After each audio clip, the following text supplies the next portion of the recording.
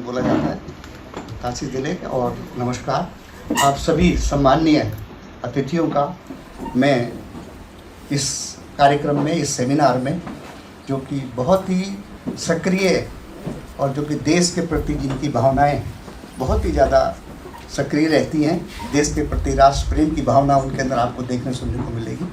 ऐसी संस्थाओं द्वारा ये कार्यक्रम आयोजित किया गया, उसमें आप सभी का मैं बहुत स्वागत करता हूँ कि आपने अपने कीमती समय में से समय निकाला। सभागार में हिज हॉलीनेस महान आध्यात्मिक, धार्मिक एवं राजनीतिक नेताओं में सर्वश्रेष्ठ तिब्बत के परम पूज्य 14वें दलाई लामा जी के जीवन, उनके विचारों एवं उनकी अमूल्य विरासत पर चिंतन, मनन एवं संवाद के लिए अपना अमूल्य समय देकर पधारे सभी सम्मानीय अतिथियों, विद्वानों, गणमान्य नागरिकों तथा उपस्थित सभी सम्मानीय जनों का मैं हृदय की गहराइयों से आदर सहित स्वागत करता हूँ। मैं आदरणीय कर्नल अजय कोठियाल जी द्वारा स्थापित सिद्धि फाउंडेशन एवं 108 पीस इंस्टीट्यूट की ओर से भी एक बार पुनः आप सबका बहुत बहुत स्वागत करता हूँ। जैसा कि 2 दिन बाद हिज हॉलीनेस का जन्मदिन मनाया जाता है, 6 जुलाई को परम पूज्य दलाई लामा जी अपने जीवन के 91वें वर्ष में प्रवेश करने जा रहे हैं। और जैसा कि ये माना भी जाता है कि दलाई लामा साहब का कहना है कि वो 120 साल तक मतलब हम लोग उनकी जयंती मनाते रहेंगे। इस तरह के अवसर संपूर्ण मानवता के लिए प्रेरणा, करुणा, शांति और अहिंसा के उनके संदेश को याद करने के अवसर होते हैं, जिसमें कि हम अपने विचारों को भी मनन मंथन कर सकते हैं। आज का यह सेमिनार सिद्धि फाउंडेशन एवं 108 पीस इंस्टीट्यूट के संयुक्त तत्वाधान में आयोजित किया जा रहा है। सिद्धि फाउंडेशन की स्थापना कर्नल अजय कोठियाल जी द्वारा की गई। कर्नल कोठियाल जी जो है कि एक समाज के ही नहीं बल्कि सेना के बहुत ही सम्मानित और अलंकृत अधिकारी हैं। आपको कीर्ति चक्र, शौर्य चक्र, विशिष्ट सेवा मेडल सहित अनेकों सैन्य और नागरिक सम्मान प्राप्त होते रहते हैं। आप यूथ फाउंडेशन के भी संस्थापक हैं, जिसके माध्यम से अब तक 15,000 से अधिक युवाओं को भारतीय सशस्त्र बलों में भर्ती होने हेतु प्रशिक्षित कर राष्ट्र सेवा का अवसर प्रदान किया जा चुका है। 108 पीस इंस्टीट्यूट की स्थापना डॉक्टर लोब्सोंग सांगे, जो कि तिब्बती निर्वासित सरकार के पूर्व शिक्योंग यानी राष्ट्रपति रहे हैं, द्वारा की गई है। ये संस्थान धर्मशाला, हिमाचल प्रदेश से संचालित होता है। अब मैं इस सेमिनार को सफल बनाने में जिनका महत्वपूर्ण योगदान रहा, ऐसी विभूतियों को मंच पर बुलाना चाहूँगा कि सेमिनार की जो गतिविधि है, कार्यवाही है, वो परंपरा के अनुसार संपन्न हो। अब मैं सेमिनार को सफल बनाने में जो महत्वपूर्ण योगदान जिनका रहा, हमारे बीच में सरदार इंद्रपाल सिंह जी, जो कि उसके बहुत ही सक्रिय सदस्य हैं, इंद्रपाल सिंह कोहली जी, उनको सादर मंच पर आमंत्रित करता हूं कि वो आएँ और मंच पर अपना स्थान ग्रहण करें।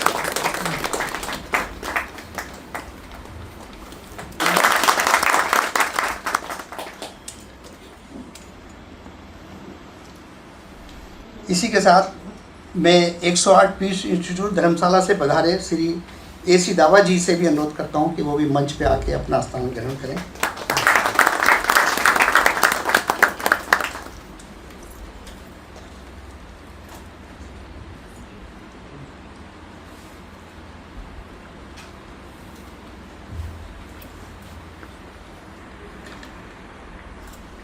इस अवसर पर संपूर्ण मानवता के लिए एक प्रेरणा और करुणा, शांति, अहिंसा के संदेश को स्मरण करने का ये अवसर है। वैसे तो बहुत ही अच्छा होता अगर आदरणीय कर्नल कोठियाल साहब भी मंच पर विराजमान होते, लेकिन उनका मानना है कि नहीं, मैं सबका मेज़बान हूँ और मैं ऊपर नहीं, मतलब नीचे ही बैठूँगा। तो मैं उनकी इस भावना का भी बहुत कदर करता हूँ कि सब कुछ करते हैं, लेकिन उसका जो श्रेय है औरों को देते हैं कि भाई नहीं, वो आप लोग करिए, और मेरे लायक जो सेवा में उसके लिए तैयार हूँ। जो जैसा कि मैंने बताया कि हमारे बीच में धर्मशाला से केंद्रीय प्रशासन के पूर्व मंत्री और आज के मुख्य वक्ता चोई क्योंग वांगचुंग जी से अनुरोध करता हूं कि वो भी मंच पे आके अपना स्थान ग्रहण करें। आज के हमारे कार्यक्रम के मुख्य वक्ता के रूप में आप यहाँ पर विराजमान हैं और आपके माध्यम से हमको तिब्बत के बारे में, तिब्बत से हमारे जो हमारे हिंदुस्तान के संपर्क है उस बारे में जानने समझने को बहुत कुछ मिलेगा। और विशेषकर पूरे विश्व में एक ऐसी शख्सियत जिसको हर आदमी मतलब शांति का प्रतीक मानता है, ऐसे व्यक्ति के बारे में जानने समझने का हमको मौका मिलेगा। मैं ज़्यादा कुछ ना बोलते हुए मैं इतना कहना चाहूँगा कि मैंने अपने जीवन में तिब्बती समुदाय को जितना निकट से देखा है और जाना है, उतना ही यह अनुभव किया है कि समुदाय करुणा, प्रेम, सत्य, अहिंसा का सच्चा प्रतीक है। मैं भारत को अपना दूसरा घर मानते हैं और अब तो ये हो गया है कि वो दूसरा घर तिब्बत को मानते हैं। ये मानते हैं कि हिंदुस्तान हमारा पहला घर है, कि जहाँ हमको इतना प्यार, इतना सम्मान मिलता है और वो हमारा दूसरा घर है। और जब हमको वहाँ सरकार हमारी बनेगी तो वो एक ही घर माना जाएगा, तिब्बत हो चाहे इंडिया हो, हमारा ये भी घर है वो भी घर है, उसको एक पहला दूसरा ना मान करके। और हम ये ईश्वर से प्रार्थना भी करते हैं कि तिब्बत बहुत जल्दी स्वतंत्र हो और आप सभी उसमें जाके अपने खुशियाँ मनाएं। जो आपके मन में एक विडंबना सी रहती है कि काश हमारा जो देश है वो भी स्वतंत्र होता और हम भी स्वतंत्र कहलाते। इन्हीं शब्दों के साथ मैं एसी दावा जी से निवेदन करूंगा कि वो आएँ और आने से आकर के इस सेमिनार की कार्रवाई को आगे बढ़ाएंगे। लेकिन उससे पहले मैं एक बात और कहना चाहता हूँ कि हम जिस समाज में रहते हैं उस समाज में बहुत कुछ अच्छा भी होता है, बहुत कुछ कड़वा भी होता है। और जो कड़वा होता है, जो अच्छा होता है, हम लोग देखते सुनते हैं लेकिन नज़रअंदाज कर देते हैं। लेकिन मैंने जो अनुभव किया, तिब्बती समुदाय एक ऐसा समुदाय है जिससे मैंने कभी झगड़ा होते नहीं देखा कभी।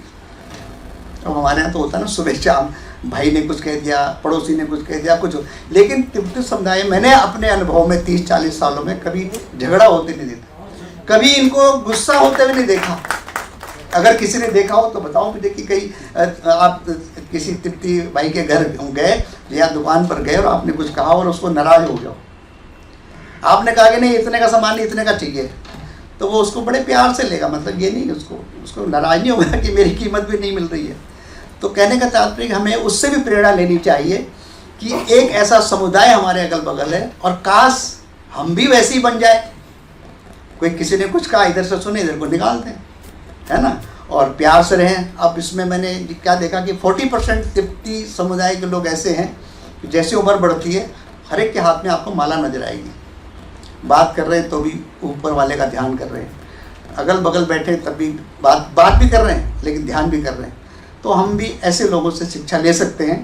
काश हम अपने जीवन में भी इस तरह की प्रेरणा से कुछ शिक्षा लें और अपने को सुधारने में या समाज के प्रति हम लोग एक अच्छे नागरिक बन सकें, उसके लिए भी प्रेरणा हमको मिल सकती है।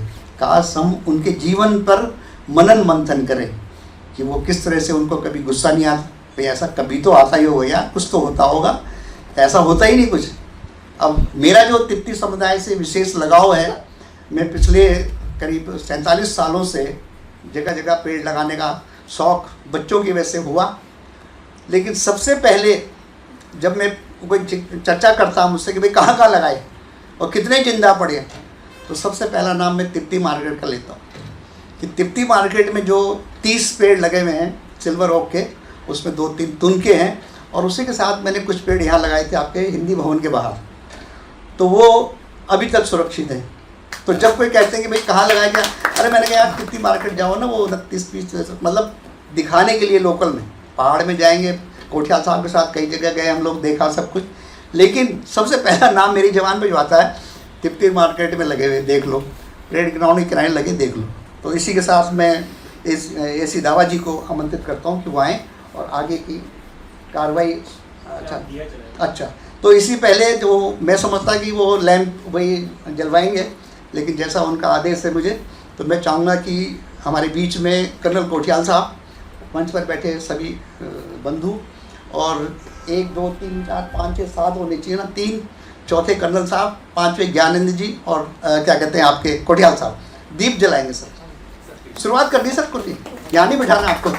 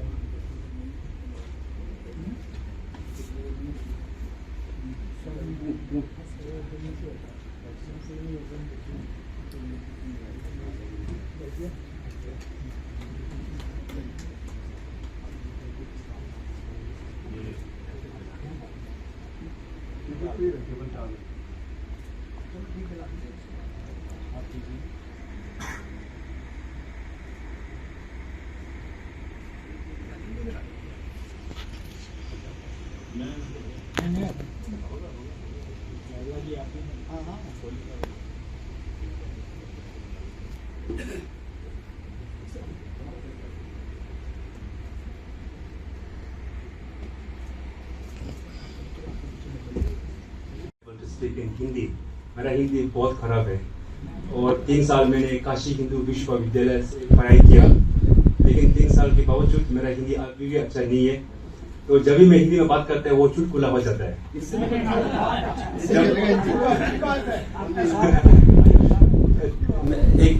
जब मैं धर्मशाला में था तब मेरा दोस्त को कमरा चाहिए, तो वो मैंने मदद करके लेके गया।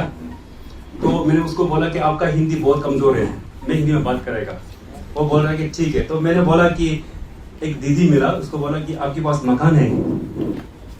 और उसने बोला कि हमारे पास गाय नहीं है। तो मकान और मकान के बीच में भी हम फंस जाता है। So I am very sorry for not being able to speak in Hindi.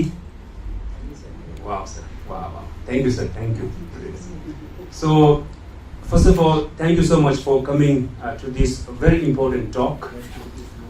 As we all know that His Holiness is turning 91st on 6th of July. So we are celebrating. I think I was mentioning to Indrapal Singh Koriji, I think we could be the first in India to celebrate His Holiness the 14th Dalai Lama's birthday, right? In 2 days.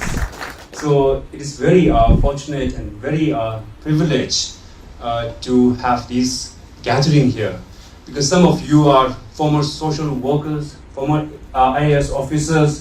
So if you can disseminate and spread the message of His Holiness the 14th Dalai Lama to your community, then His Holiness the 14th Dalai Lama's message will reach wider audience. So this is the reason why we are organizing this talk in collaboration with Colonel Sir's Siddhi Foundation and Youth Foundation. And I must also thank Colonel Sir for his wonderful contribution in making this talk possible. Thank you so much, sir. And before we start, before I speak a little bit about our institute work, the importance of this talk, I would like to show you all a very sad video. Yesterday, on 3rd of July, a Tibetan named Loka Rangze, who self-immolated himself for the cause of Tibet in front of the United Nations headquarters in New York. So we will have a look at that video, his message. Once that video is done, we will observe a minute of silence for his supreme sacrifice for the cause of Tibet. ये video ना कल का है। कल एक Tibetan origin के जो इंसान अमेरिका में थे, उन्होंने अपने को आग लगाई है।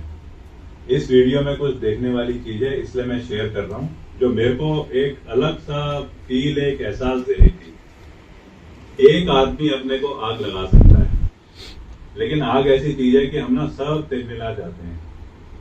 इस वीडियो में वो आदमी जब आग लगती है, उसके बाद ना बिल्कुल सीधा खड़ा है, यूनाइटेड नेशंस के जो मेन हेडक्वार्टर है उसके सामने, और उसके बाद में सबके सामने जल रहा है वो।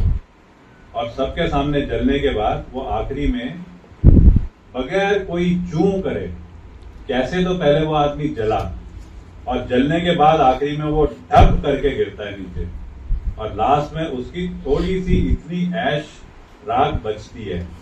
मतलब अगर हम उसको इस नजर से देखेंगे तो वो आदमी पूरा खड़े होकर के जला है और जलना तो नामुमकिन चीज है किसी के लिए भी।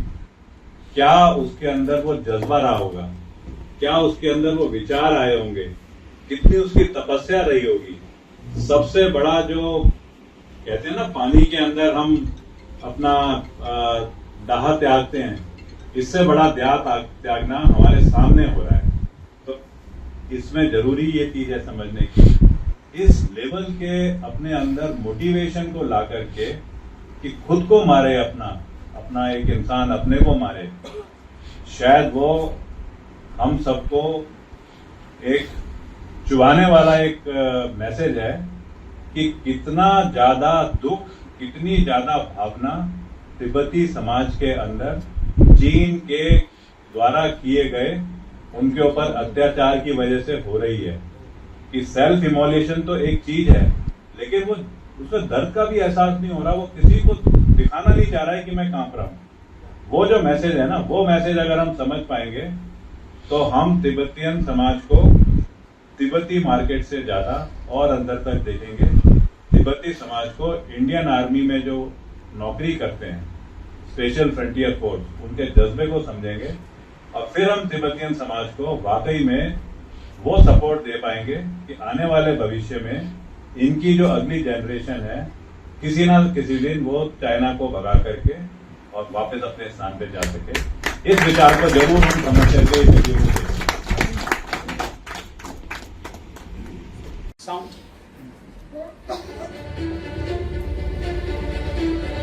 Tibetan activist Luka Ramzin self-immolated outside the United Nations headquarters in New York City on Thursday at 5:49 p.m. and was pronounced dead at 7:04 p.m. His act followed a live appeal calling for Tibetan independence and unity.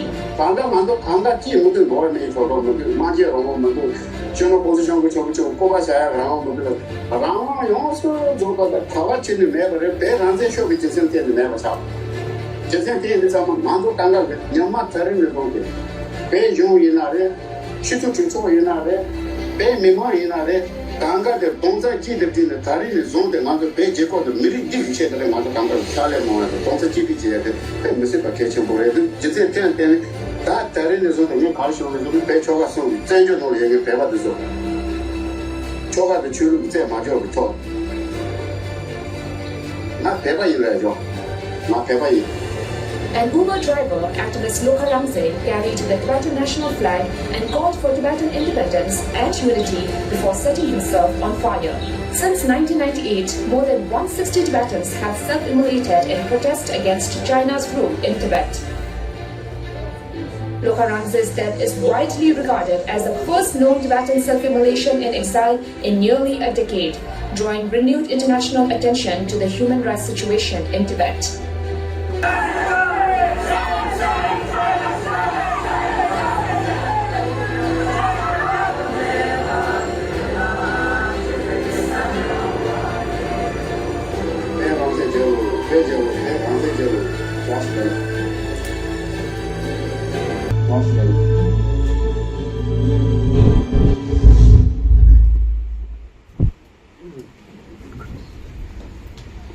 I request all of you to stand up and observe a minute's silence.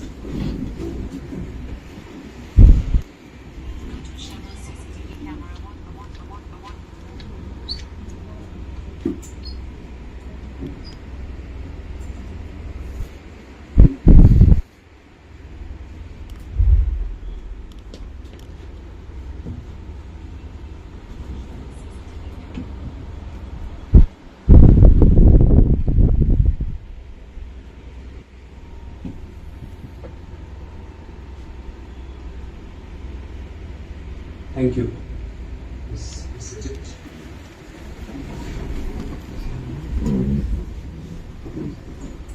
Now I will speak a little bit about 108 Peace Institute. This institute was founded by Dr. Lobsang Sangye, the former president or Sikong of the Central Tibetan Administration. we have been focusing on the thoughts and principles of His Holiness the 14th Dalai Lama on leadership, climate action, democracy, and we have democracy, then we have leadership. So these are the four major areas where we are trying to spread the values and teachings of His Holiness the 14th Dalai Lama across India. At the same time, we are also creating awareness about the importance of His Holiness the 14th Dalai Lama's reincarnation. And I tell my young Indian friends that after 30 or 40 years, you are going to be the next Foreign Minister of India. And hopefully, you are also going to be the next Prime Minister of India. And if that happens, if you can understand the issue of Tibet right from now onwards, you can handle the issue of Tibet quite easily in future when you are at a leadership position. So this is the reason why we have been trying to create awareness about the importance of Tibet and His Holiness the 14th Dalai Lama. I won't take much time. We all know the importance of Tibet to Asia and India. I'll just give an example. Then I will request Inderpal Singh Oriji to speak. Back in 1940s, when Tibet was an independent nation, there were only 70 Indian soldiers bordering Indo-Tibet border. Now, if you look at today's situation, more than 2 lakh soldiers bordering India and Tibet. Why? Because of China's invasion of Tibet.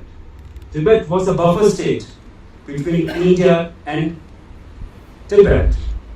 So this is the reason why the Chief Minister of Arunachal Pradesh, Shri Pema Khandu, boastfully says that India never shared a border with China. India shared a border with Tibet. This is a very big statement. So if you can create this awareness among young Indians, then they will value the importance of Tibet to India and to Asia. Why Asia? There are more than 8 rivers flowing from Tibet, which is scattering water to more than 2 billion people across Asia. So these days, China is putting dam on these rivers and diverting to the mainland China. And I'll just give another example and then I'll leave. I was in Assam on way to speak at the Cotton University. I was in a taxi. I just asked that taxi driver, do you know the origin of Brahmaputra River? And we all know Brahmaputra River is very important for Assam, lifeline of Assam. And he proudly says, I know it. His response really shocked me. He says, it comes from Atlantic Mahasagar. So I don't blame that taxi driver. If we don't create awareness about its origin, importance, and how will they protest against China's activities on Brahmaputra River? So this is the reason why we are creating awareness about Tibet. Now I will request Shri Inderpal Singh Oriji to speak on this occasion. And we all know, as a Tibetan, I'm very proud to say that he has been a long supporter of Tibet. And we always see him engaging in all the activities of Tibetan communities in Dehradun. So I really thank him for his time for the cause of Tibet. Sir, now please.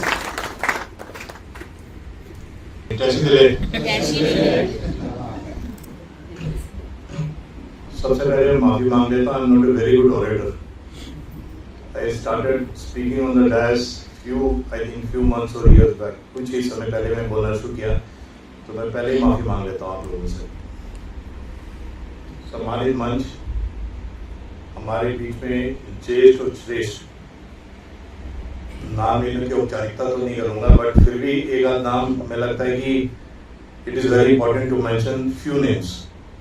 हमारे बीच में हमारे परम आदरणीय SS. Kothiyal जी, जो लगता है कि हम सब बीच में, और जो ये समाज की हम बात करते हैं उनमें वन ऑफ द मोस्ट सम्मानित व्यक्तियों में आज डेट में हैं, तो बहुत कुछ सीखने को इनसे मिलता है. गोयल साहब इस तिब्बती समाज के वेलफेयर के बारे में जो वेलफेयर ऑफिसर हमारे बीच में टी.एस. साहब, कमांडेंट धर्मपाल, हमारे परम मित्र, हमारे बड़े भाई कर्नल नौरबू साहब, मैडम टीसीबी से डायरेक्टर मैम और बाकी सब ज्येष्ठ और श्रेष्ठ। परसाली जी भी पीछे बैठे हैं। सबसे पहले जो आज मुख्य स्पीकर हैं वांगचुक जी, इनका मैं दिल से इनका आभार व्यक्त करता हूं कि ये हमारे बीच में आए। आप जो निर्वाचित सरकार है उसमें आप 2 बार पार्लियामेंट्रियन रहे और मिनिस्टर रहे आप CDA में, जो टिबेटन गवर्नमेंट इन एक्साइल है। साथ में छोटे भाई यशी दावा, जिनसे लगभग कुछ समय से आई थिंक 3-4 साल से लगातार, पहले तो ये व्हाट्सएप के माध्यम से और फेसबुक के माध्यम से जुड़े थे, बट लगता है 3-4 महीने पहले कर्नल साहब को मिलने आए थे, तो एक रूपरेखा तय हो रही थी, how can we go forward. So I think the day has come. No doubt the audience जो बोलते हैं कि एक क्वांटिटी तो नहीं है बट क्वालिटी वाले लोग जो कि इस तिब्बत की आवाज को आगे प्रोपोगेट करेंगे हमारे बीच में। और बाबला जी जो हमारे साथ जो एक कार्यक्रम बना है उनके कारण ही। परम पूज्य दलील अहमद जी के बारे में अगर बोलना शुरू करूंगा तो लगता है कि ये पूरा दिन, 2 दिन, हफ्ता, महीना, साल भी कम है उनके लिए बोलना। उनका व्यक्तित्व मेयर वर्ड्स में नहीं समझाया जा सकता है कि what A personality he is. मैं वैसे लिख के लाया था कि लिख के पढ़ूंगा, बट लगता है कि पढ़ने का कोई अर्थ नहीं है। जो मैं थोड़ा बहुत जानता हूं वो आपके सामने रखना चाहता हूं। इस विश्व में अगर विश्व की शांति के बारे में, मानवता के बारे में, कंपैशन के बारे में, करुणा के बारे में किसी ने बोला, बहुत लोगों ने बोला, संतों ने बोला, महात्माओं ने बोला, बट इस सदी में अगर किसी ने वाकई में बोला और गहनता के साथ बोला और जिसका अर्थ सार्थक जो हुआ है वो परम पूज्य चौधरी दलाई लामा हमारे बीच में हैं, जिन्होंने इतनी लड़ाई, जो ये तिब्बत की आजादी के लिए लड़ाई लड़ी गई, लड़ रहे हैं without any arm, without any ammunition. उन्होंने बोला नहीं, ये लड़ाई हमने लड़नी है।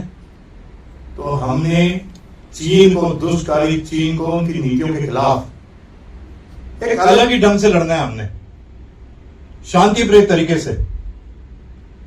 2 दिन पहले की घटना है न्यूयॉर्क, न्यू जर्सी कि जो हमारे भाई ने सेल्फ एमुलेशन किया है। सबसे पहले मेरे को जो सूचना मेरी जो सीनियर थी स्कूल की, नॉर्बो लेमो, उन्होंने ये वीडियो भेजा। वीडियो देख के मेरा दिल दहल गया। हमारे को एक जरा सा कांटा भी लगता है, हल्का सा आग भी लगती है गैस पे, तो हम तुरंत पानी को देखते हैं, पानी पे हाथ डालते हैं कि मेरा ये हाथ ना सूज जाए। मगर इस प्रकार से अपने आप को तकलीफ देते हुए आग लगा के और खड़े होना और उस फ्लैग की रिस्पेक्ट, टिबेटन फ्लैग की रिस्पेक्ट, और टिबेटन फ्लैग को पहले एक जगह गाड़ा गया ऊंचाई में, वो उनके साथ नहीं जला। बिकॉज हम कहते हैं ये जो हमारा जो झंडा है, हमारा, हम तिरंगे की जो सम्मान करते हैं, तिब्बती हम फ्लैग की सम्मान करते हैं, वो झंडा नहीं जलना चाहिए हमारा, मैं जल जाऊं। और खड़े रहे, जैसे कर्नल साहब ने अभी बताया, इतनी सी राख बन गई उनकी, but he did not shatter, he kept on standing, and it's really ये हमारे लिए एक सबक लेने की वाली बात है कि देश प्रेम किस प्रकार से, मेरे अंदर देश प्रेम कैसे फैला हुआ है। उस देश के प्रति मैं नतमस्तक हूं, उसकी आजादी के लिए मैं लड़ रहा हूं। वर्ड्स आर शॉर्ट, बट जिस तरीके से हम अपने तिब्बती भाई और बहनों के बीच में रह रहे हैं, इनसे बहुत कुछ सीखने को मिल रहा है। किस प्रकार से कई चीजों के अभाव के बावजूद में वो रह रहे हैं। मैंने आज तक अपने जीवन में, और मेरे को लगता है आप भी इस बात को, मेरी बात को वो करेंगे, कि मैंने अपने जीवन में किसी भी तिब्बती भाई और बहनों को भीख मांगते हुए नहीं देखा। They will sit on the streets, they will sit on the markets, irrespective वो जगह बैठने लगे है कि नहीं है, सूरज पड़ रहा है, बरसात में भीग रहे हैं, but they will sell the commodities in the shops and in a very very बोलते हैं बहुत अच्छे तरीके से वो उनको भेजते हैं और एक मूल्य एक आइडल की तरह वो बहुत कुछ इन लोगों से सीखने की जरूरत है। सिखाने से बढ़िया सीखना चाहिए उनको इनसे किस प्रकार से जीवन को चलाते हैं। और जब ये मार्केट अपनी शुरू करते हैं कहीं भी विंटर मार्केट, उससे पहले पूजा पद्धति, सफाई, एक एक चीज का वो बहुत ज्यादा ये रिसर्च का टॉपिक है। गत 9 नवंबर को उन सौभाग्यशाली लोगों में मैं भी हूं जिन्होंने परम पूज्य दलाई लामा जी का प्राइवेट ऑडियंस में उनके दर्शन करने का मौका मिला। और वो ऐसा सीन था जो कि मैं वो दृश्य आपको वर्ड्स में बयान नहीं कर सकता, किस प्रकार से उन्होंने हमारे को वो मौका दिया। अभी इस हॉल में कुछ व्यक्ति जो साथ में, जो हमारे भाई बहन जो साथ में थे, भाई नवीन प्रसादी जी, बलबीर भाई और अतिश जैन जी, वो मेरे साथ थे। वो सॉरी कमांडेंट साहब, वो एक ऐसा मौका था और उन्होंने हमको एक शॉल जो भगोरी से बन के तैयार हुई थी, तिब्बत बॉर्डर जिसको बोलते हैं, तिब्बत का वो इलाका तिब्बत से जुड़ा हुआ, उन्होंने बोला ये शॉल आप ऐसे भेंट नहीं करोगे, ये शॉल मेरे को आप खुद उड़ाओगे। तो शॉल उड़ाने का उन्होंने मौका दिया। गोमुख का गंगा जल वो भी हम लोगों ने दिया। और ये सब जो पॉसिबल हुआ बेसिकली जब मेंटर बिहाइंड इट, जो कि सुनना पसंद नहीं करते, मेरे लिए आप कुछ नहीं बोलोगे, वो हमारे बीच में जो हमारे मेंटर है कर्नल कोठियाल, उनके कारण ही हुआ, otherwise it would not have been possible. इस दल में पूर्व सैनिक, आईटीबी से हमारे कमांडेंट साहब, सैनिक बल, उसके बाद नॉर्थ ईस्ट से हमारे जो एक दल आया था वो हमारे साथ था 3 दिन हमारे। और लास्ट में बोलना चाहूंगा कि ये अब जो इस समाज से हम, जो हमारा समाज, मैं अब ये नहीं बोलता हूँ कि इस समाज, ये हमारा समाज, इस समाज से जुड़ चुका हूँ, लगता नहीं कि ये जीवन के आखिरी दिन तक भी ये जो रिश्ता है ये टूटने वाला है। अभी 2 दिन पहले ही एक यहाँ कार्यक्रम था परेड ग्राउंड में, जो एक ब्लैक लॉ बनाया है चाइनीज ने उसके खिलाफ। तो उसमें जो हमारे टिबेटन यूथ कांग्रेस से आए थे, उन्होंने प्यार से बोला कि आज आपका नाम का नामकरण कर देते हैं। तो उन्होंने मेरा नाम रखा टेंजिंग कोहली। ये प्यार की भावना है, ये प्यार है अंदर से। और कई वर्षों से कृति बहनें भी जो है सोनम हमारे बीच में है, ये हर राखी में राखी तय कर दिया है, क्योंकि ऐसा टूट रिश्ता बन गया, ये लगता है कि लाल दिन तक ही तभी जाएगा, उससे पहले नहीं जाने वाला। बहुत अच्छा लगा आप लोगों ने सर्वे दिया है यहाँ पर, और लगातार कोशिश रहेगी आगे भी चल के कुछ ना कुछ इस प्रकार से इंटरएक्टिव सेमिनार और ये हम करने की कोशिश करेंगे। धन्यवाद। जय भारत, जय Hind. Request our main speaker, a former minister of the Central Tibetan Administration. I'll just give you all his brief introduction. I had the privilege of meeting Mr. Chogyong Wangchuk back in Dharamshala, and he took the responsibility of the health department of the Central Tibetan Administration as a minister when the COVID-19 broke out. So imagine how difficult it would have been to him to handle the situation, and he handled that situation very well. So this is his ministership at the Central Tibetan Administration. Prior to becoming the Ministry of the Central Tibetan Administration, he was elected twice as the member of Tibetan Parliament in exile. And by the way, if you look at the Tibetan government in exile, we are the only government in exile where we have a fully functional government. We have parliament, we have judiciary, we have cabinet. We function like any other government in the world. And this is all because of the government of India and His Holiness the 14th Dalai Lama. Thank you all. And he also took the responsibility of the Tibetan Parliamentary Research Policy and Research Center. This is what we call TPPRC, as a director based in New Delhi. So now I would request Mr. Chogyo Manchula to speak on today's topic, that is His Holiness the Dalai Lama at 91 Lifelong Legacies. Kumula.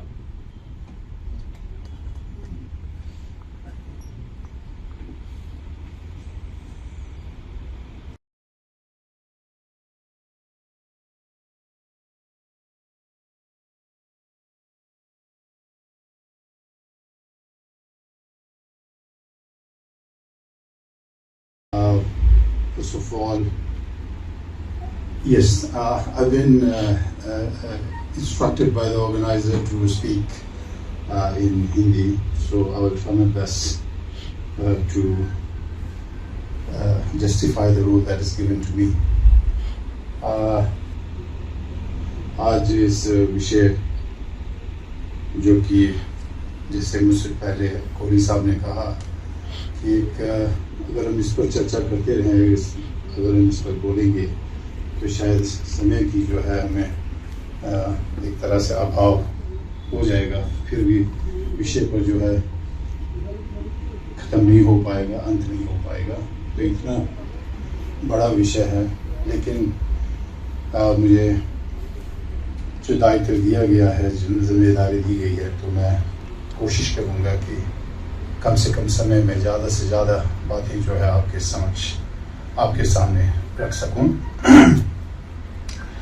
सबसे पहले मैं आयोजक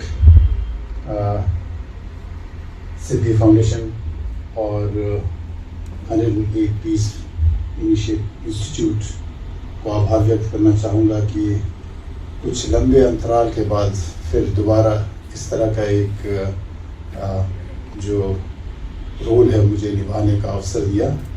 जैसे अभी मेरा जो एक तरह से इंट्रोडक्शन दे रहे थे, तो मैं दिल्ली में कोई लगभग 12 साल रहा हूँ, जिस दरमियान वहाँ पर भारत तिब्बत समन्वय केंद्र, उसका मैं एक तरह से कोऑर्डिनेटर, समन्वयक, फिर उसके बाद तिब्बती संसदीय और नीति शोध केंद्र, Tibetan parliamentary and policy research centre, उसके डायरेक्टर के तौर पर, तो दोनों मिलाकर कार्यकाल कोई 12 साल का रहा दिल्ली में। तो उस समय इस तरह के जो है सेमिनार और बैठकें कई बार आयोजन किया जाता था और बोला भी जाता था, सुना भी जाता था। तो उसका एक दोबारा एक स्मरण करने का, एक याद दिलाने वाले एक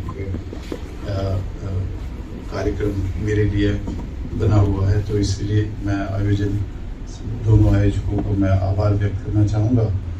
तो आज की इस Dalai Lama at 91 life long legacy, परम पावन दलाई लामा जी के जीवन काल का जो धरोहर है, जो उनकी जो एक तरह से विरासत है, तो उसके बारे में हमें यहाँ चर्चा करना है। इस विषय पर सम्मिलित हुए इस सभागृह में सिद्धि फाउंडेशन के कन्वरजी कोटियाल जी, इंद्रपाल सिंह कोहली जी, जगदीश वावला जी, अन्य यहाँ पर गणमान्य वरिष्ठगण और हमारे दून क्षेत्र के जो वेलफेयर ऑफिसर हैं और हरबटपुर लखनवाला के वेलफेयर सेटलमेंट ऑफिसर हैं, और मैं यहाँ तिब्बती महिला संगठन के सदस्य भी यहाँ देख रहा हूँ, जिन्होंने हरे रंग का जो छुआ पहन रखा है, वह तिब्बती महिला संगठन के एक तरह से सदस्य होते हैं।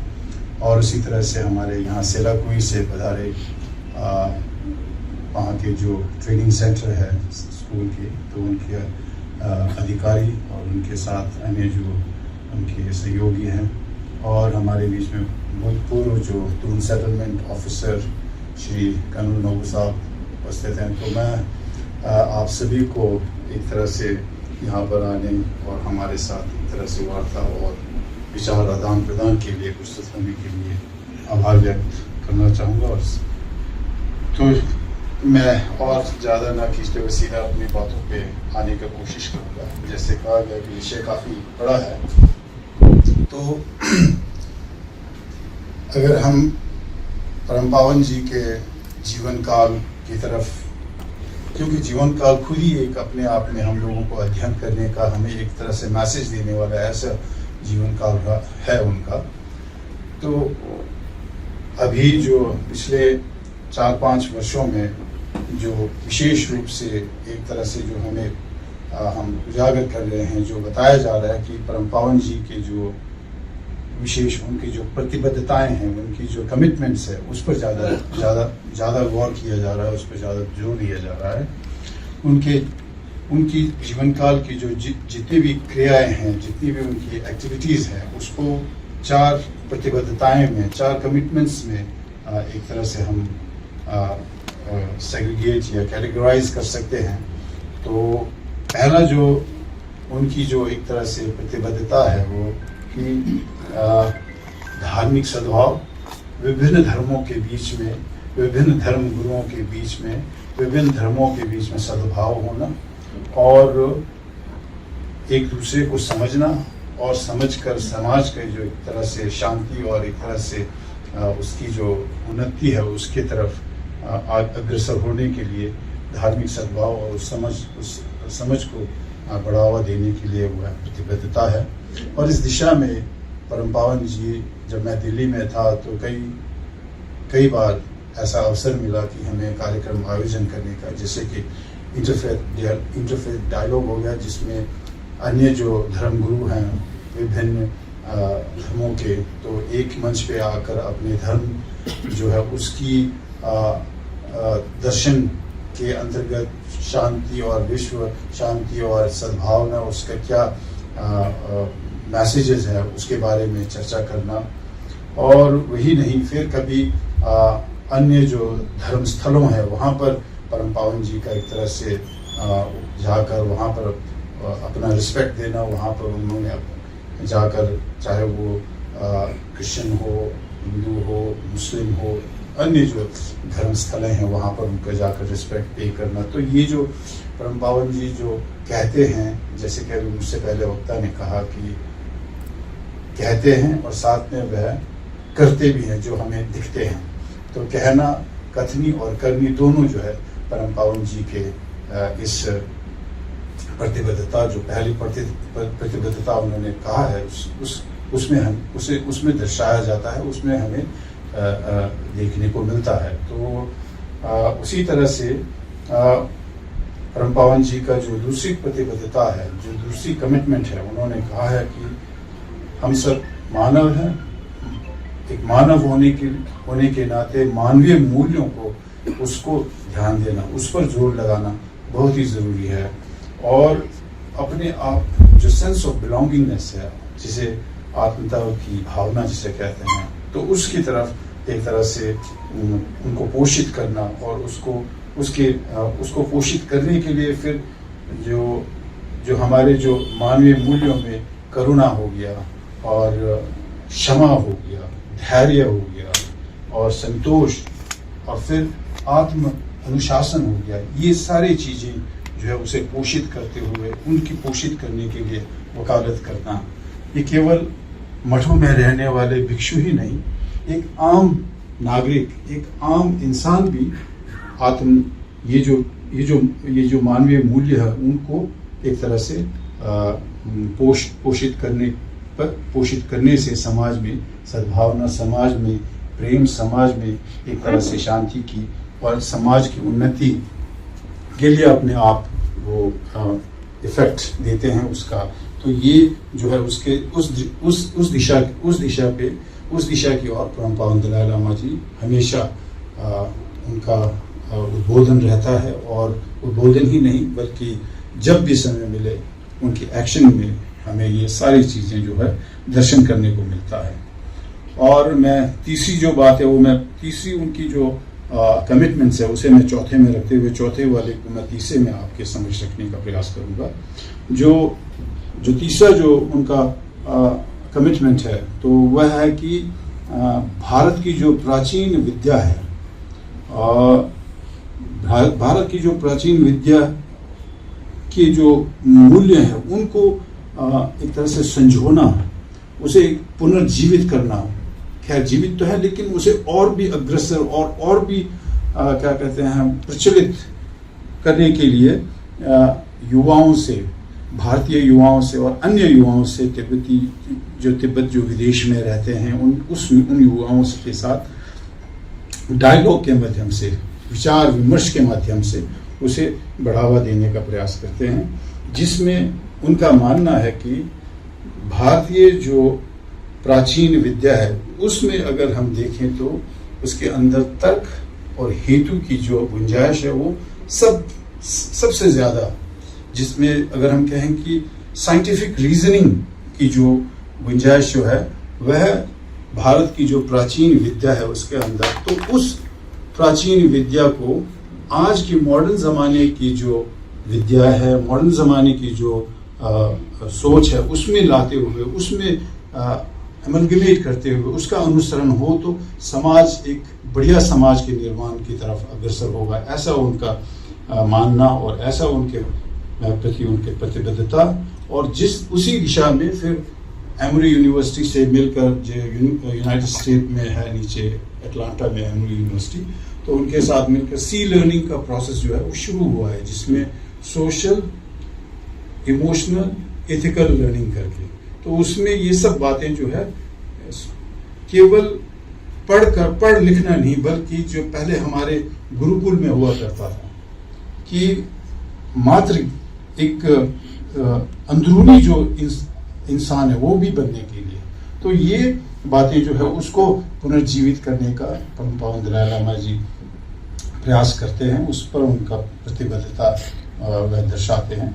तो अभी जो फिर जो चौथी जो पॉइंट है, चौथी जो उनकी कमिटमेंट है, जो भी वैसे तीसरी कमिटमेंट है, लेकिन मैं चौथी पे लाया क्योंकि वो विषय थोड़ा लंबा खींचेगा, इसलिए मैं चौथी पे लाया हूँ कि उनका मानना है कि वह तिब्बती होने के नाते तिब्बत की जो अस्मिता है, तिब्बत की जो संस्कृति है, तिब्बत की जो एक तरह से अलग पहचान है, उसको एक तरह से संरक्षण करना और विशेष रूप से तिब्बत के पर्यावरण का उसका संरक्षण करना, वह तिब्बती होने के नाते से उनका दायित्व होता है। तो देखा जाए तो जो बालक सन 1935 में जन्म लेते हैं और 5 साल के बाद उन्हें जब वह 5 वर्ष के आयु पहुंचते हैं तो उन्हें दलाई लामा जी का उपाधि के रूप में उनको देखा जाता है। फिर 6 वर्ष में उनका एक तरह से एंथ्रोनमेंट होता है। फिर 15 वर्ष की उम्र में उन्हें पूरे तिब्बत की जो राजनीतिक बागडोर है उसे संभालने के लिए उनके कंधे पे जिम्मेदारी डाल दी जाती है। अमूमन इससे पहले जो दलाई लामा हुए हैं, जो 13 तक जो दलाई लामा 5वीं से लगभग 20-21 ऐसे उम्र में टेम्पोरल जो रिस्पॉन्सिबिलिटी है, जो राजनीतिक जो कार्य भार है, वह उस उम्र में संभाला जाता था। लेकिन इस 14वें दलाई लामा जी को जब वह मात्र 15 वर्ष की उम्र में पहुंचे, तिब्बती के वर्ष के हिसाब से देखें तो वह 16 वर्ष है, लेकिन जो इंटरनेशनल जो वर्ष में देखें तो 15 वर्ष, क्योंकि तिब्बती में जो 9 महीने कोख में रहते हैं उसे भी गिना जाता है, तो इसलिए वो 16 वर्ष मानते हैं। तो 15 वर्ष की आयु में तिब्बत की पूरी राजनीतिक भागडोर जो उनके कंधे पे डाल दिया गया। कारण सन 1939 में चीन PRC, people's republic of China, जो अभी लाल चीन है, जो कम्युनिस्ट चाइना है, वह ईस्टर्न तिब्बत से, पूर्व और उत्तरी पूर्व तिब्बत से वह अंदर दाखिल होते हैं, बलपूर्वक दाखिल होते हैं। आहिस्ता आहिस्ता सन 1950 तक पहुंचते पहुंचते छमदो, जो कि ल्हासा से नज़दीक जो तिब्बत का जो सबसे बड़ा टाउनशिप है, वहाँ तक पहुँच जाते हैं। वहाँ तक पहुँचते हैं तो फिर अब ल्हासा में जो जितने भी मिनिस्टर्स वगैरह जो उस समय जो नोबल्स है, जो भी है, वो सब समझते हैं कि अब जो है कार्यभार जो है दलाई लामा जी को ही, उनसे नहीं संभलेगा। तो ऐसे विकट परिस्थिति में उनको ये जिम्मेदारी दी गई और वो जिम्मेदारी मिलने के बाद लगभग कोई 9 साल तक उन्होंने प्रयास किया चीनियों के साथ वार्तालाप के माध्यम से, मिलन के माध्यम से, कि यहाँ तक कि चीन के बुलावे, चीन के आमंत्रण पर चीन भी गए, माओ ज़ेडुंग से भी मिले, लेकिन अंततः जो है चीन का उनका उद्देश्य था कि तिब्बत को हड़पना, तिब्बत की जो ज़मीन जो है, तिब्बत की जो पठार जो है आपका अफगानिस्तान से लगता हुआ, आपका क्या कहते हैं, जम्मू कश्मीर से लगते हुए, थोड़ा सा अफगानिस्तान टच करता हो क्या ना हो, जम्मू कश्मीर से लगते हुए अरुणाचल प्रदेश तक पूरी की पूरी जो बॉर्डर है वह तिब्बत की पठार जो है उसको एक तरह से चीन ने अपनाना उनका उद्देश्य था। इसीलिए वो 5 फिंगर्स पॉलिसी जिसे कहते हैं कि तिब्बत जो है वो एक हथेली है। माओ ज़ेडुंग और उनकी जो जितने भी विचारक है वो कहते हैं कि तिब्बत एक हथेली है, और हथेली अगर होंगे तभी जाके आपको 5 उंगलियां मिलेंगे। तो जम्मू कश्मीर, नेपाल, आपका भूटान, अरुणाचल प्रदेश, सिक्किम, इस तरह से करके 5 उंगली जो है मिल गया तो फिर हिंदुस्तान पर जकड़ना बड़ा आसान हो जाएगा। ये उनका सोच रहा है, ये उनका नीति रहा है। और मैं ये कहते हुए एक तरह से आई एम नॉट एग्जैजरेटिंग कि अभी भी यही सोच और नीति पर वो लोग चलते हैं, मुझे जिस तरह से क्रिया हो रहा है। तो ऐसे विकट परिस्थिति में परम पावन जी ने प्रयास किया चीनियों के साथ तिब्बत के मसला को एक तरह से हल मिले, और सन 1956 में यहाँ भारत भी उस समय बुद्ध जयंती 2500 साल का बुद्ध जयंती था, तो भारत आए, तब नेहरू जी से भेंट हुआ। तो नेहरू जी से उन्होंने कहा कि मैं चाहूँगा कि निर्वासन में रहूँ, यहाँ पॉलिटिकल असाइलम ले लूँ, लेकिन पंडित नेहरू जी ने कहा कि ये संभव नहीं है, क्योंकि सन 1954 में पहले ही पंचशील एग्रीमेंट हो चुका है, तो हम उस पंचशील में बंधे हुए हैं। तो आप अगर ऐसे करेंगे तो फिर चीन और हिंदुस्तान की जो रिश्ते में खटास हो जाएगा और दिक्कत हो जाएगी। उस समय शायद चीनी हिंदी भाई भाई की जो है एक तरह से नींव पड़ने वाली थी। उस समय चावला आया तो नहीं था, लेकिन नींव पड़ रही थी। तो उनका बड़े उद्देश्य था, बड़ी सोच था, बड़ा विश्वास था, लेकिन वो अंत तक वो विश्वास टूटा, वह ढह गया। लेकिन इतना प्रयास हुआ लेकिन फिर भी अंत था। जब वापस लौटा तो सन 1959 में चीनी प्रशासन ने तिब्बत के पूरे क्षेत्र को दबाया, पूरे क्षेत्र का अतिक्रमण कर लिया, और उसका फलस्वरूप परम पावन जी को लगभग वो अपने एक तरह से बंदी बनाने वाले थे कि फिर उनको रात के एकदम काली रात में उनको वहां से आशा से निकलना पड़ा। निकलकर भारत सन 1959 मार्च 31 तारीख को भारत पहुंचे। तो इसी तरह से निर्वासन में और निर्वासन में आने से पहले जैसे उनको ये जिम्मेदारी मिली, तो उन्होंने पॉलिटिकल सोशल रिफॉर्म्स वगैरह तिब्बत के अंदर, जैसे कैदियों को छोड़ना, इस तरह के रिफॉर्म्स वगैरह करवाए थे परम पावन जी ने। और निर्वासन में आने के बाद, जैसे अभी मुझसे पहले ईशी जी कह रहे हैं कि एक फंक्शनिंग डेमोक्रेसी जो हमें अभी है, जो हम देख रहे हैं, तो ये सब परम पावन दलाई लामा जी का देन है, उनकी ही एक तरह से क्या कहते हैं कंट्रीब्यूशन है। तो समाज, तिब्बती समाज बिखर न जाए, उसके लिए जगह जगह सेटलमेंट हिंदुस्तान में बनना, और तिब्बती जो संस्कृति है, तिब्बती अस्मिता से जुड़ी हुई धार्मिक संस्कृति है, वह उनको संजोए रखने के लिए मठें, मंदिरें बनना, और स्कूल तिब्बतियों के लिए, तिब्बती बच्चों के लिए बनना विशेष रूप से। और इन जो कार्य के साथ साथ तिब्बत की विषय जो है वह भी अंतर्राष्ट्रीय जगत पर लेके जाना, चाहे वो यूनाइटेड नेशन हो, जनरल असेंबली हो। जनरल असेंबली में 3 बार तिब्बत के विषय पर लेकर चर्चा हुआ, और उसी तरह से ह्यूमन राइट्स कमीशन के अंदर भी तिब्बत के विषय पर चर्चा हुआ है। तो इसी तरह से विभिन्न अंतर्राष्ट्रीय जगत पर तिब्बत के विषय को उठाए रखना और तिब्बत के विषय पर चर्चा होना, विशेष रूप से सन 1996-97 तक तिब्बत की विषय जो है वो काफ़ी अंतर्राष्ट्रीय जगत पर काफ़ी ऊंची लेवल तक, ऊंची स्तर तक पहुंच चुके थे। लेकिन फिर क्योंकि शायद तिब्बतियों की जो भाग्य उसमें ही थोड़ा सा अभी कठिनाई और भी लिखा हुआ ऐसा है कि चीन को उस समय जो है क्लिंटन के ज़माने था वहाँ यूनाइटेड स्टेट में, तो उन्होंने मोस्ट फेवर्ड नेशन का खिताब देना शुरू कर दिया था चीन को। तो जब से वो मोस्ट फेवर्ड नेशन का खिताब मिलता रहा तो चीनियों की जो है आर्थिक स्थिति जो बिगड़ी हुई तो वो फिर बनता गया, निखरता गया। अब हालात ये हुआ कि वो सबसे बड़ा एक तरह से आर्थिक जगत बन के उभरा है। उसमें अंतर्राष्ट्रीय जगत का ही एक तरह से योगदान है कि वो आर्थिक शक्ति कैसे बना। तो ये है, ये हमारे जो है एक तरह से जीवन काल में ही हमने देखे हैं। फिर भी तिब्बती विषय परम पावन दलाई लामा जी के एक तरह से अगुवाई, उनकी जो एक तरह से आशीर्वाद के माध्यम से आज भी तिब्बत के विषय जो है जीवित है। जैसे कि आज रबगा, जैसे अभी हम चर्चा किए कि लोगा रमजन जिसने आत्मदाह किया यूनाइटेड नेशन के सामने, और यह जो आत्मदाह है अगर हम पूरे रिकॉर्ड देखें भारत के अंदर, तिब्बत के अंदर और अभी जो हुआ उसको मिलाकर लगभग 170 लोगों ने आत्मदाह किया अब तक तिब्बत के विषय को लेकर।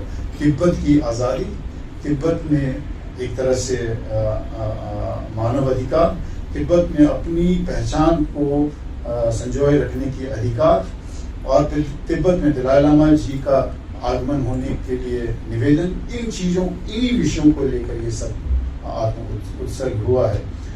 परंतु चीन हमेशा प्रयासरत है, जैसे मैंने पहले कहा कि वो तिब्बत की अस्मिता, तिब्बत की पहचान जो है उसे मिटाना चाहता है, क्योंकि जब तक तिब्बत की पहचान और उसकी अस्मिता रहता है तो वो अपने आप, क्योंकि तिब्बत हमारे तिब्बती कहावत है कि तिब्बत चीनी जो है बहुत शक्की मिजाज के होते हैं, वो बहुत शक करते हैं, और तिब्बती जो है तो इसलिए इतना शक करते हैं कि उस शक के कारण उसको कष्ट झेलना पड़ता है, उसे फिर डूम्स आता है, उसको उसकी वजह से उनको घाटा और हानि पहुंचता है।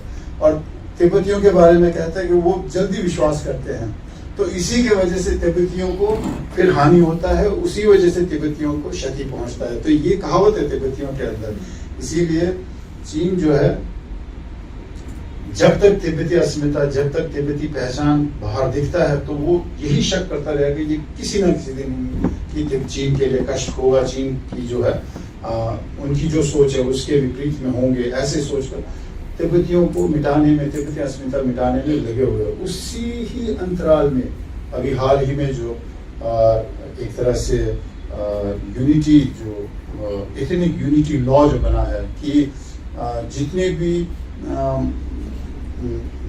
चीनी प्रशासन के अंतर्गत जो जातियां हैं, उस जातियों को एकत्रित करके और राष्ट्र के प्रति एक तरह से बढ़ावा के लिए नियम करके ऐसे नाम से उन्होंने नियम निकाला है, जिसमें मूल जो है वो ये है कि जितने भी अपने अपने भाषाएं हैं, जो मातृभाषाएं हैं, वह जो है द्वितीय श्रेणी का रहेगा, वो सेकेंडरी रहेगा। प्राइमरी जो है चीनी भाषा ही रहेगा, चाहे वो शिंजांग में हो, चाहे वो तिब्बत के अंदर हो। शिंजांग मतलब उइगुर जो ईस्ट तुर्किस्तान है, तो वहाँ पर उइगुर जो है वो मुस्लिम डोमिनेटेड एरिया है, वहाँ पर सब उइगुर का अपना भाषा बोलते हैं, और तिब्बत में तिब्बती भाषा चलता है, और मंगोल में मंगोलिया भाषा चलता है। तो ये तीन जो बड़े क्षेत्र है उसको उन्होंने दबाने के लिए, उनकी जो एक तरह से मिटाने के लिए ये जो नियम जो है लागू किया है। उसी तरह से तिब्बत को ही विशेष रूप से तिब्बत से संबंधित जो लामाओं का प्रथा जो है, जो पुनर्जन्म की जो प्रथा है, उस पर भी नियम निकाला कि पुनर्जन्म जो होगा उसका रिकग्निशन जो है वो चीनी प्रशासन करेगा। जो रेड चाइनीज जो किसी कभी भगवान होने के लिए, भगवान होने का वो मानता ही नहीं, वही वो उसको एक तरह से नियंत्रण करेगा। ऐसे करके मनमानी रूल्स वगैरह, लॉ वगैरह, नियम वगैरह निकालते रहते हैं। तो जिस कारणवश फिर अभी हाल ही में इस तरह के आत्मदाह हुआ है। और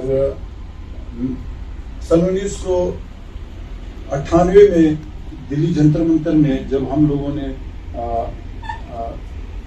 49 डेज यानी 49 दिन का हंगर स्ट्राइक अनशन रखा था, तो 49वें दिन में फिर रैपिड एक्शन फोर्स आकर उठा दिया था वहाँ पर 6 जो हंगर स्ट्राइक जो बैठे हुए थे। तो उसी समय में इंडिया के अंदर जो प्रॉपर जो एक तरह से सेल्फ इमोलेशन कहेंगे वो हुआ था उस दिन 29 अप्रैल को 1998।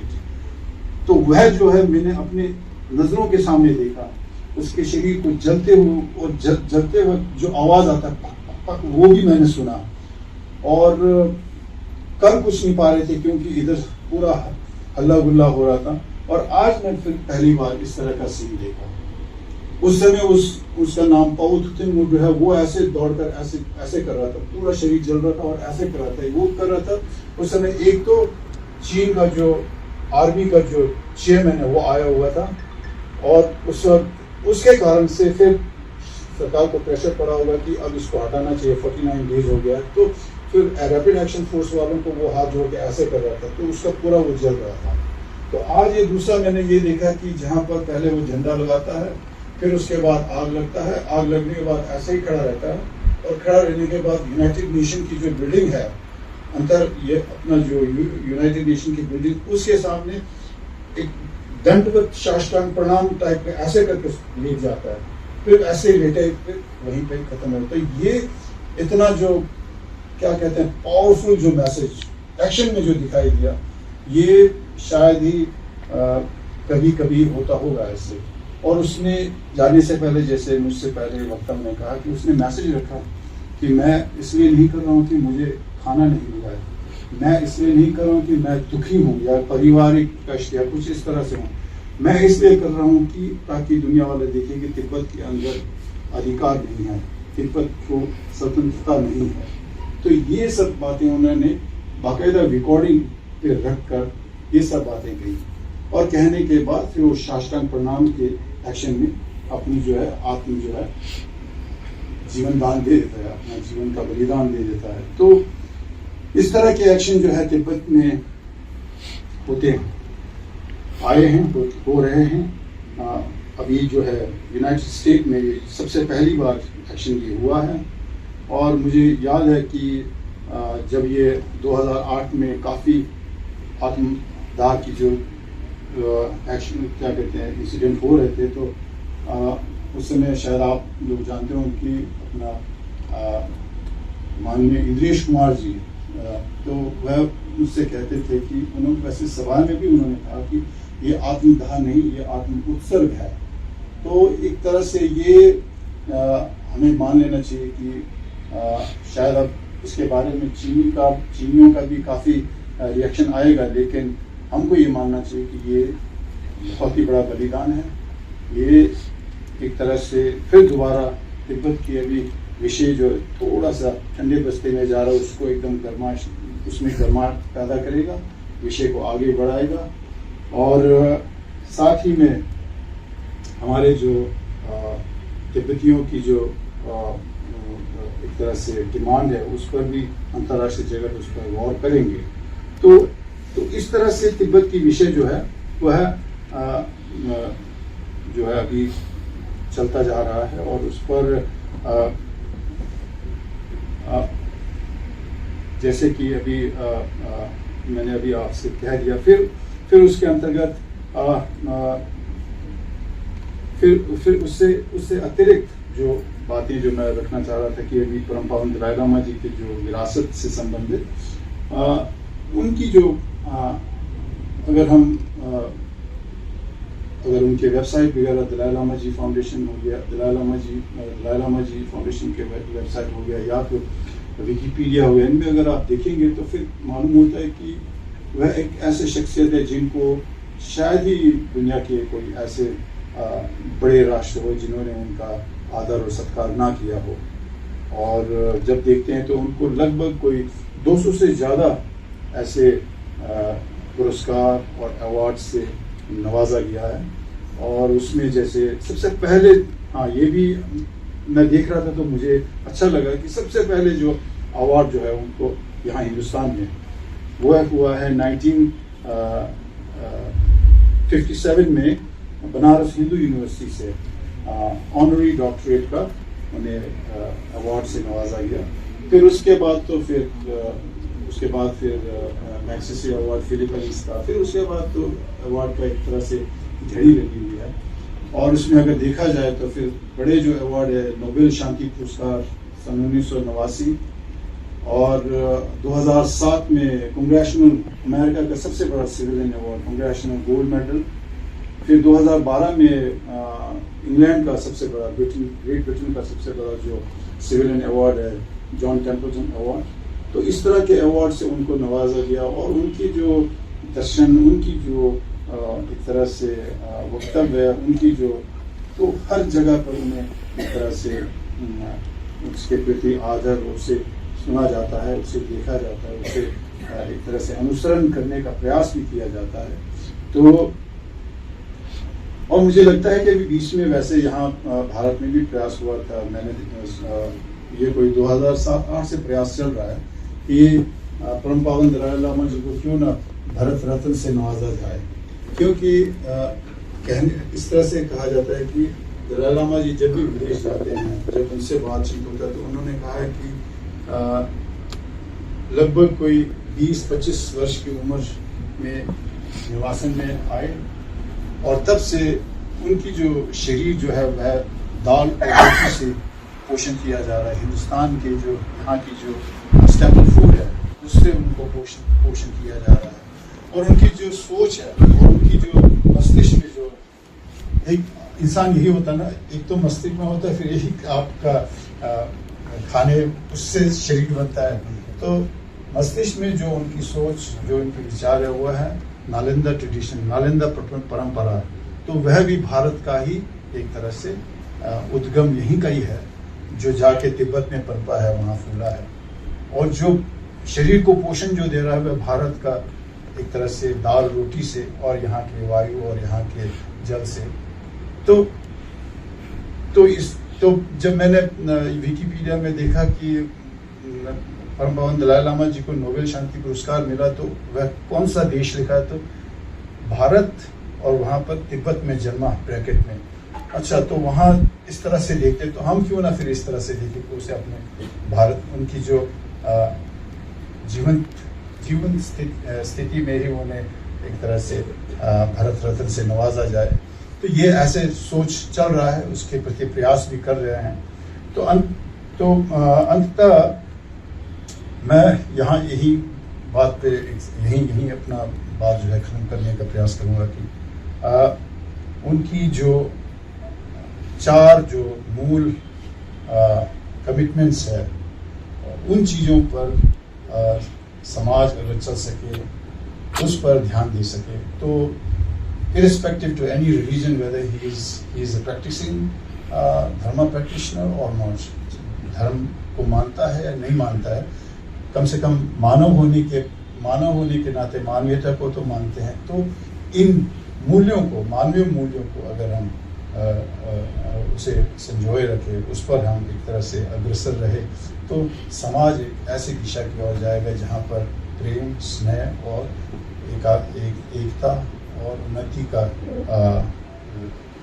की एक तरह से स्थान बनेगा, ऐसे हमको लगता है।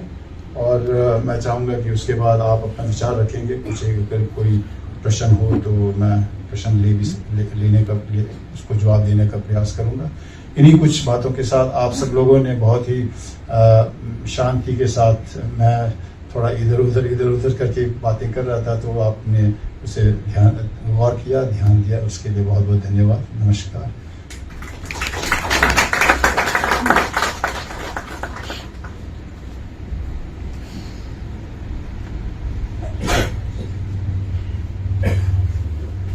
Thank you so much, sir, for very insightful talk about His Holiness the 14th Dalai Lama's 4 major commitments. I would like to add 2 things. One is how His Holiness thinks about promoting peace around the world. And His Holiness is always talking about some basic values of humans. We all need love. We all need compassion. We all need peace. And that actually starts within. And His Holiness has come up with a very beautiful analogy. And he says, now I will try to speak in Hindi. धर्म जो होता है वो एक चाय जैसा है। चाय हम बिना चाय पी मतलब रह सकता है, लेकिन चाय जो होता है वो पानी से बनाता है। बिना पानी से चाय भी नहीं होगा, वो बिना पानी से हम भी नहीं रह सकता है। इसीलिए करुणा जो होता है वो पानी जैसा है, सबको चाहिए। So this is what His Holiness says about. And the second thing I would like to remind you all is, as Minister Cho Yong-la said, that His Holiness' mind is made up of Nalanda-based tradition. His body is nurtured by Indian dal chawal, and he proudly calls himself as a son of India. And he says that Indians are our gurus and Tibetans are chelas. Now the question is, if chelas are in problem, it is guru's duty to help them. So we need your support. Thank you. Now we will open the floor for questions. Please ask questions to the point so that we can have maximum participation. So I'll just come up with बहुत ही one. अच्छा Hindi Please. और बहुत ही अच्छी बात है आध्यात्मिक आपने कही, और मैं थैंक्स करूंगा हमारे कोहली साहब का, कर्नल साहब का, पूरी टीम का। मेरा प्रश्न ये है कि हम लोग बचपन में मसूरी में देखते थे कि एक हर साल एक बहुत बड़ा जुलूस निकलता था और असंख्य लोग होते थे। माल रोड का एक कोना और वो कोना करीबन किलोमीटर के हिसाब से लोग आते थे, और उसमें एक जो शब्द था वो ये था कि तिब्बत की आज़ादी, भारत की सुरक्षा। शायद आप लोगों ने सुना होगा। लेकिन मुझे ऐसा लगता है कि कहीं मुझे हम आपको सुनने एक में तरफ बड़ा जा रहे आनंद आया जब आप बोल हैं, रहे थे। की बात करें, बहुत ही अच्छा हम हिंदी पीस की और तरफ बहुत जा ही रहे हैं, अच्छी हम बात है इस इंतजार में हैं कि कभी तो कोई और ऐसा मैं थैंक्स करूंगा सामने आएगा हमारे कोहली साहब का, कि कर्नल साहब का, तिब्बत की पूरी आज़ादी टीम के का। लड़ेगा। मेरा प्रश्न ये है कि हम लोग बचपन में मसूरी में देखते थे कि मसूरी जैसे शहर में हर साल एक बहुत बड़ा जुलूस निकलता था तिब्बत की ओर से, और तिब्बत के असंख्य लोगों लोग की ओर होते से थे। नजर माल नहीं रोड का आता। ये कोना और वो मेरा कोना जिस करीबन गाँव किलोमीटर के हिसाब संस्कृति से का लोग आते थे, और उसमें बड़े भाई हैं, जो तो शब्द आपका था कल फोन आया, वो ये था कि मुझे तिब्बत की आज़ादी, मिला और भारत आपसे की सुरक्षा। सुनने का सौभाग्य मिला। बहुत बहुत शायद आप लोगों ने सुना होगा। लेकिन मुझे ऐसा लगता है कि कहीं हम सिर्फ एक तरफ जा रहे हैं। अगर हम तिब्बती समुदाय की बात करें, हम पीस की तरफ जा रहे हैं। हम इस इंतजार में हैं कि कभी तो कोई ऐसा सामने आएगा कि तिब्बत की आज़ादी के लड़ेगा।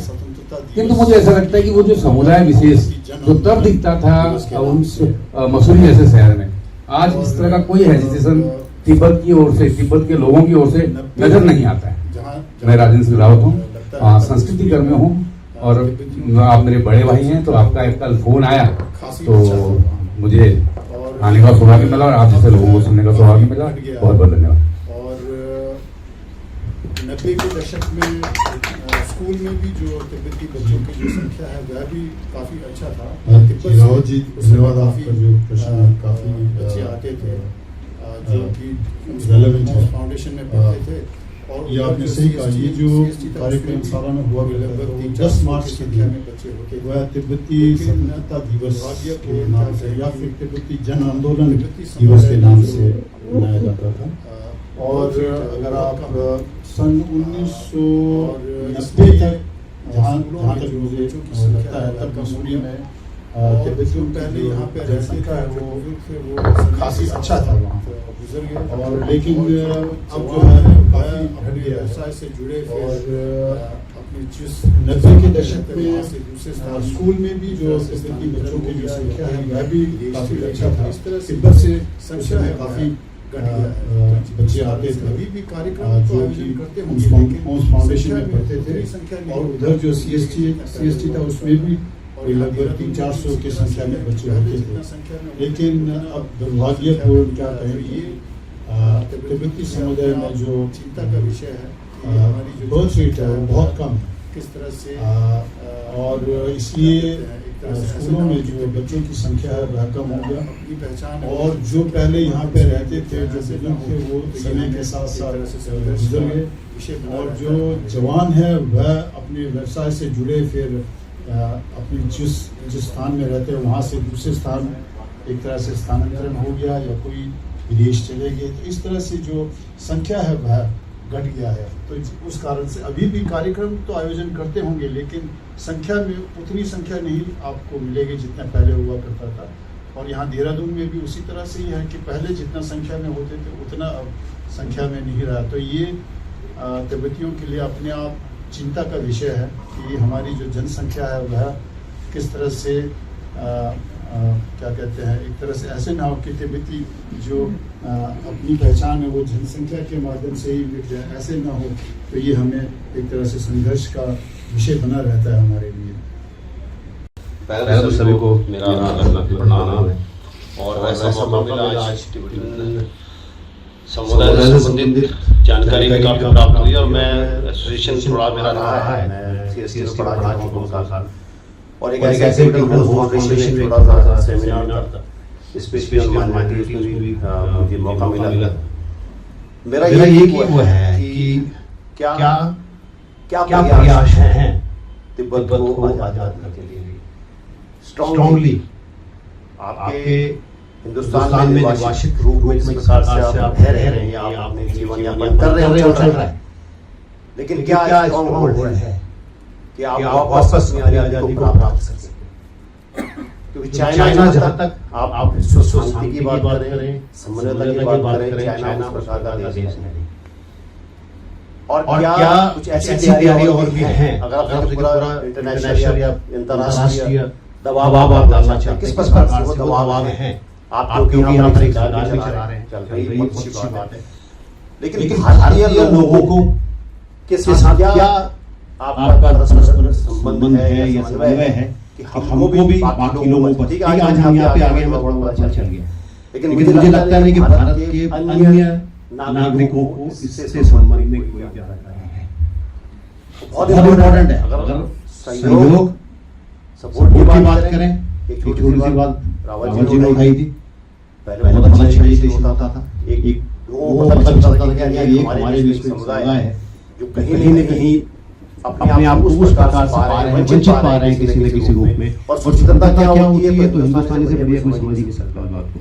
तो वो बात मेरी है कि क्या वो प्रयास क्या है उसको आम जनता के साथ में या हिंदुस्तान में रहते हुए भारतीय जनता के साथ में आपका उसके साथ में किस प्रकार से उनको जो है इसके बारे में परिचय और जो प्रयास कर रहे हैं आप उसका कोई ऐसा ब्लूप्रिंट समझते हैं। हालांकि बहुत सी चीजें बड़ी गुप्त भी होती है, मैं नहीं कह रहा हूँ, लेकिन उसको अंतर्राष्ट्रीय मंच पर नागरिकों के जरिए जिससे कि देश में भी रह रहे हैं। आज आपका भी देश है, कोई ऐसा ये नहीं है, सबका देश रहा है, इसमें हमारी कोई ऐसी भावना भी नहीं है।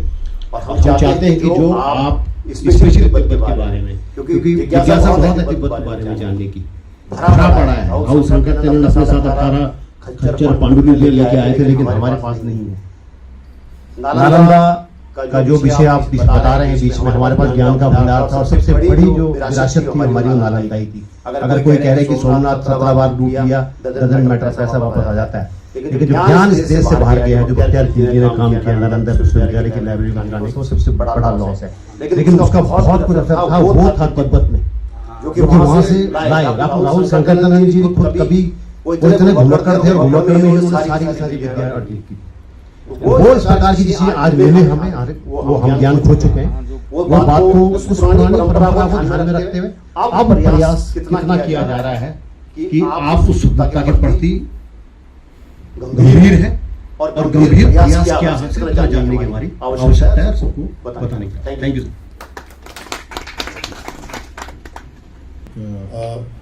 काफी शक्तिशाली देश, जैसे कहा कि चीन एक और दुनिया का नंबर 2 शक्तिशाली देश, दूसरे स्थान का उपाधि उसको मिला हुआ है। तो ऐसे देश के साथ किस तरह से आप उपाधि उसको मिला हुआ है उसको, तो ऐसे देश के साथ किस तरह से आप कैसे एक्शन ले रहे हैं, तो ये बारे में आपने पूछा है। तो कैसे एक्शन ले रहे हैं, जहाँ तक तिब्बतियों का सवाल है पूछा है, ऐसे नहीं कि जहाँ तक वायलेंस के माध्यम से प्रयास, ऐसे नहीं कि सोचा ना गया हो। वायलेंस सन 1900 के माध्यम से 54 से लेकर सन 1960